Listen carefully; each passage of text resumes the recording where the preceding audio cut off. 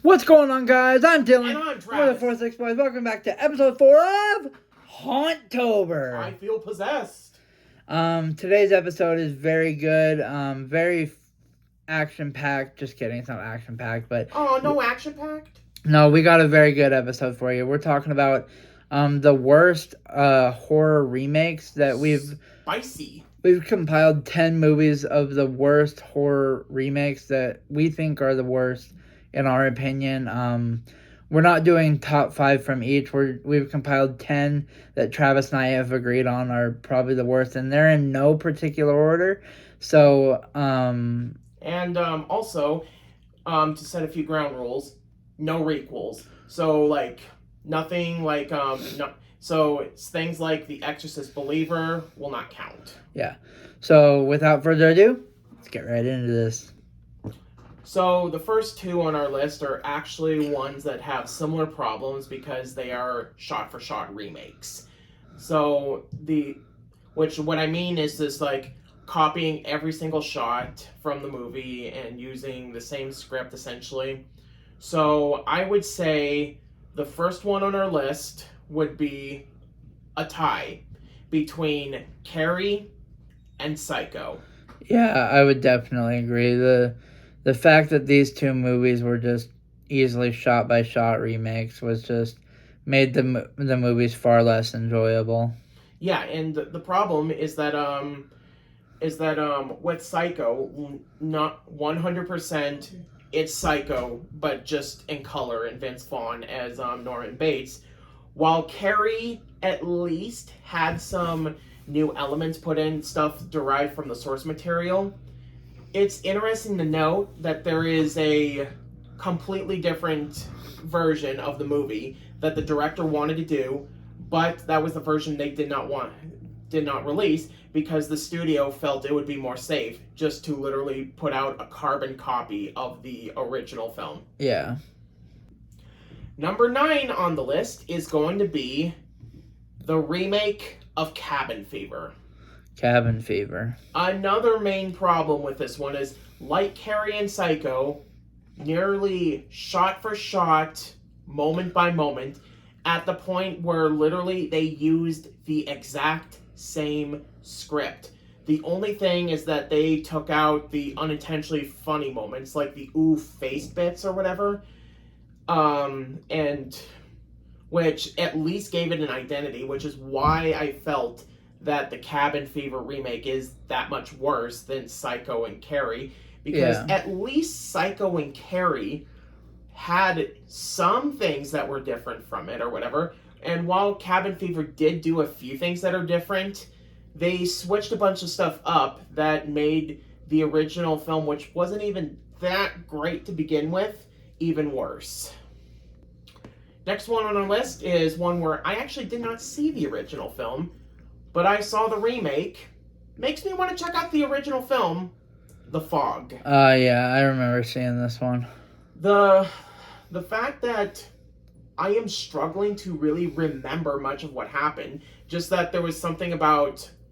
I know it had to do with something in the fog killing people in a small town. Yeah. And I'm interested to see what the original film was like, because especially the ending, where essentially something about how they defeat the fog because one of the girls basically sacrifices herself or whatever, and because she's like a descendant of one of the guys' girlfriend or whatever, and basically they just are like, all right, our murder rampage is over. That's stupid.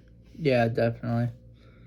So this is a very interesting remake, and this is a very interesting movie in general, but this one is The Wicker Man, and... Not the bees. Yeah, The Wicker Man was a horror movie remake starring Nicolas Cage. And if you know Nicolas Cage, he can be a very interesting person to watch. The thing is, Nick Cage can be a good actor. Yeah. It's just that it's like the scripts are usually basically he just picked whatever script he was given or whatever at the time, and how do I say this? He tries his best to give a good performance, but if you know Nick Cage, where he tends to overact, and that's it. That's basically what made him famous. Essentially, is his overacting. It makes scenes that are supposed to be suspenseful more hilarious, which is why I struggle to put it on the worst list, just because if you look at it as a comedy, it's a blast to watch, especially with a group of people.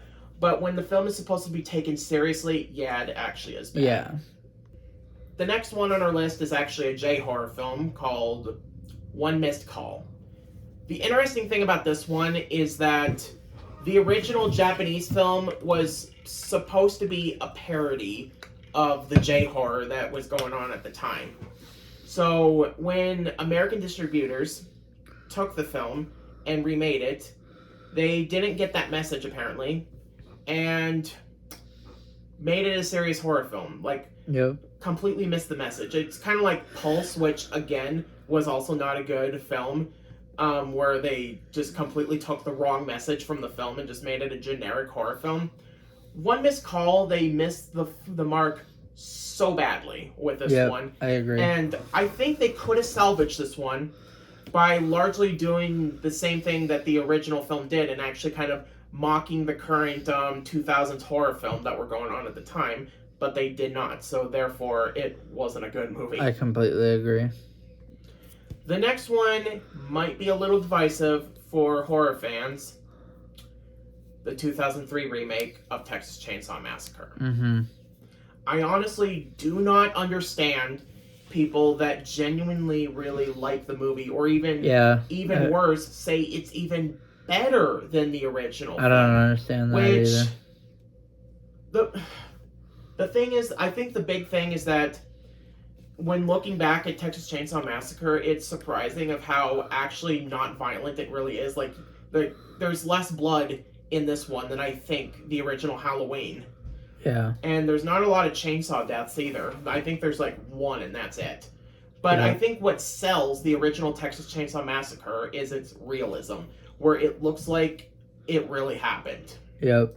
The problem with Texas Chainsaw 2003 is it goes for a similar story, but it's heavily reliant on its hyper-realistic violence, which, granted, Leatherface is kind of a badass in that one, so that kind of gives it some extra points, but the problem is the characters.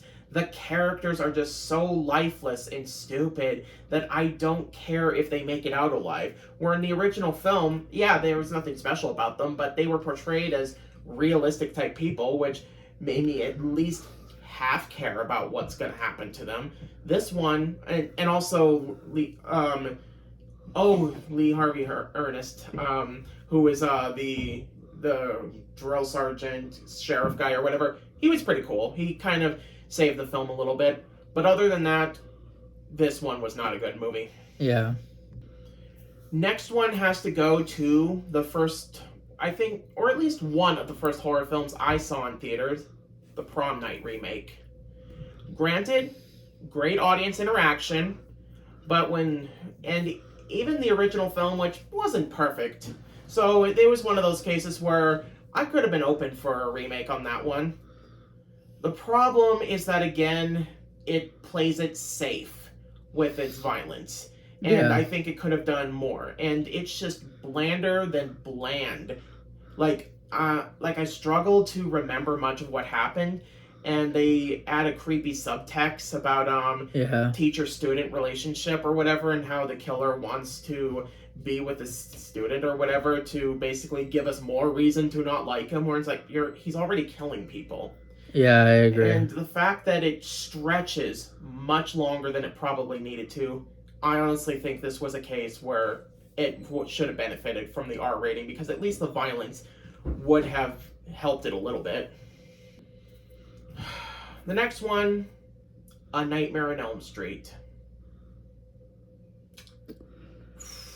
This one was so bad.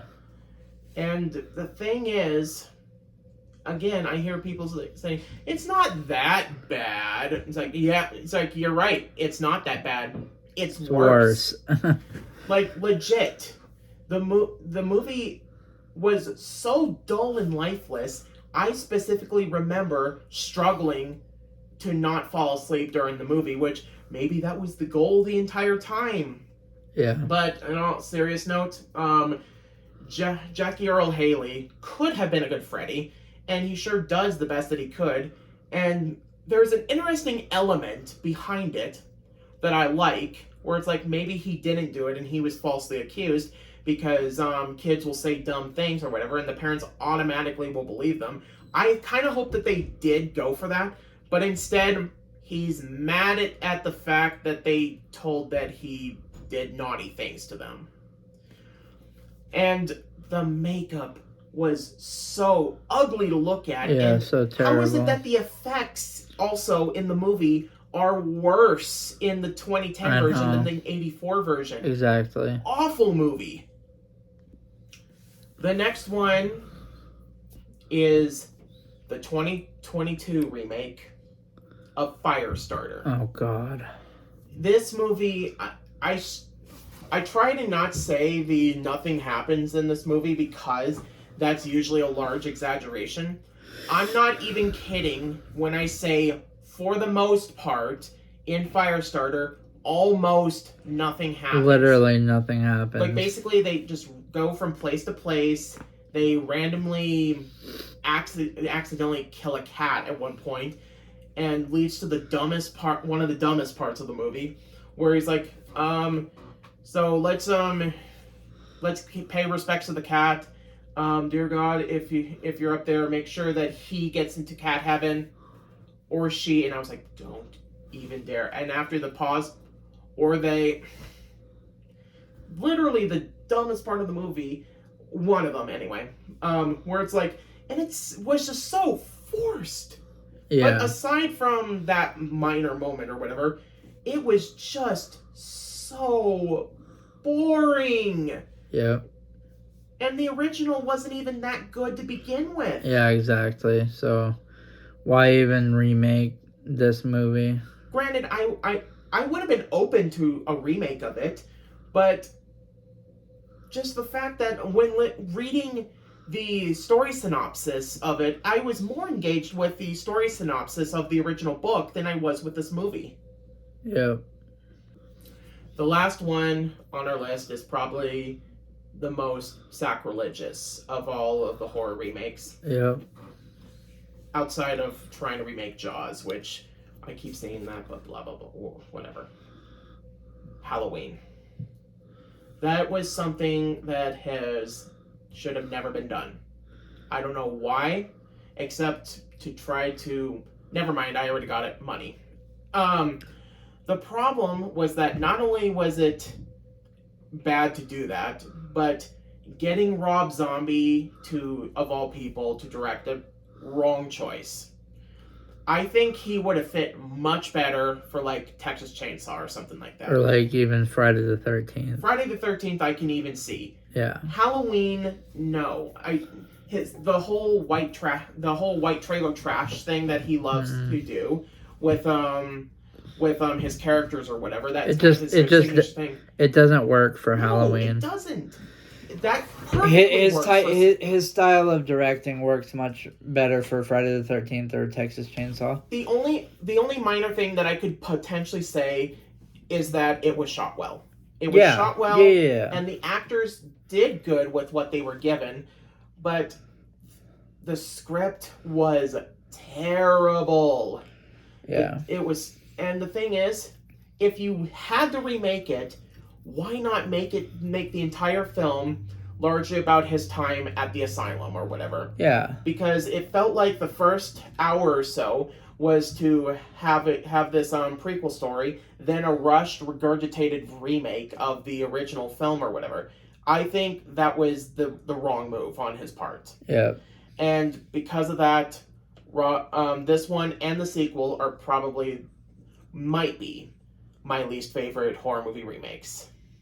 All right, so those were our least favorite or worst horror movie remakes of all time. If you have any horror movie remakes you guys don't like, put them down in the comments below. We'd love to hear from you guys. We'll respond to your comments. We might even ask questions about them. If you like this video and you want to see more videos like this video, look out Wednesday for our best of horror movie remakes. We'll be putting that out on Wednesday. If you like this video and you want to see more videos like this video, hit that subscribe button, smash that like button, turn on notifications so you get notified when we upload new videos. I'm Dylan. And I'm Travis. 406 boys. See ya. Look, a ghost! Ha ha ha ha ha!